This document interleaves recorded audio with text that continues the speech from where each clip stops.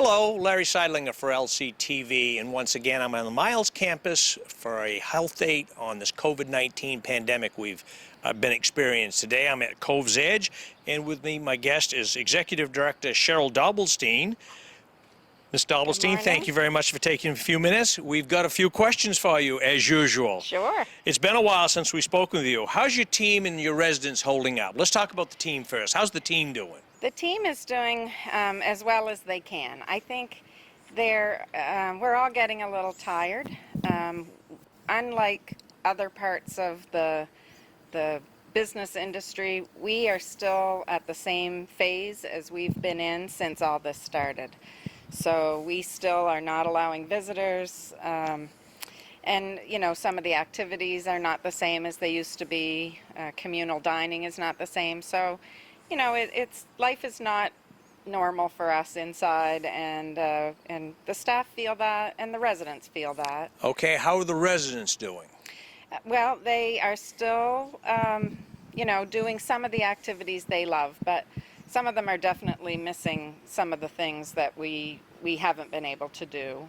One of the things this week that we talked about is how to provide chapel service, and so we will be providing chapel service with the minister in the courtyard and residents spaced apart or inside listening through the screens in the windows. So we're just trying to be creative and figure out how to provide some of the activities they enjoy.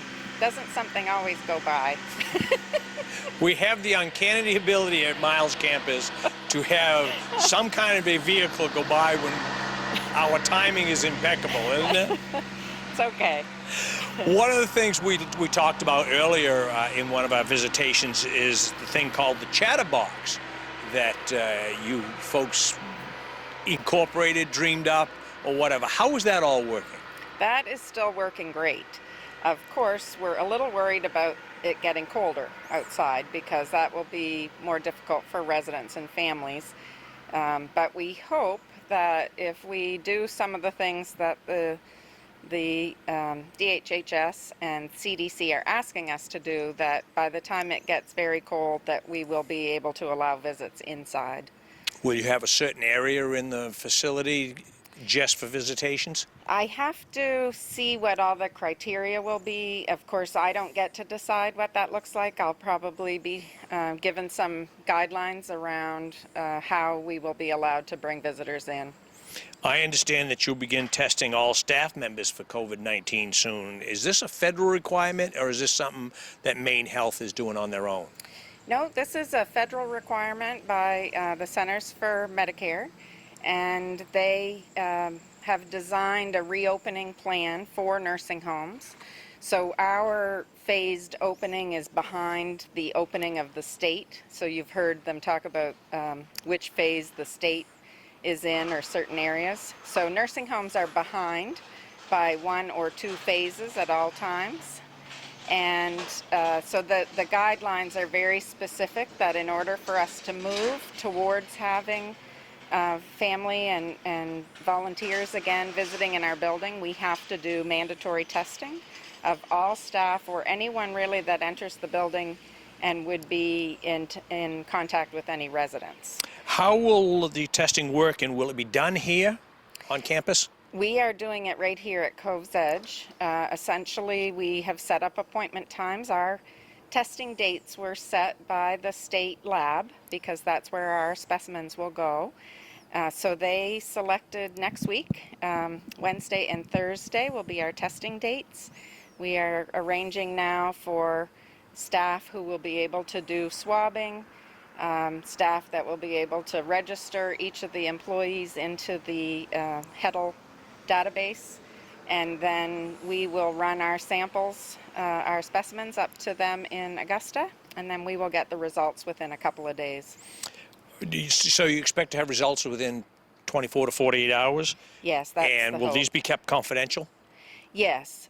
So the expectation is that either the employees will be contacted directly by the lab, or they will contact us, and the supervisor only will be aware and will contact the employee and connect them with employee health so they know what steps to follow. And how is the staff reaction to this, or how do they feel about all this testing?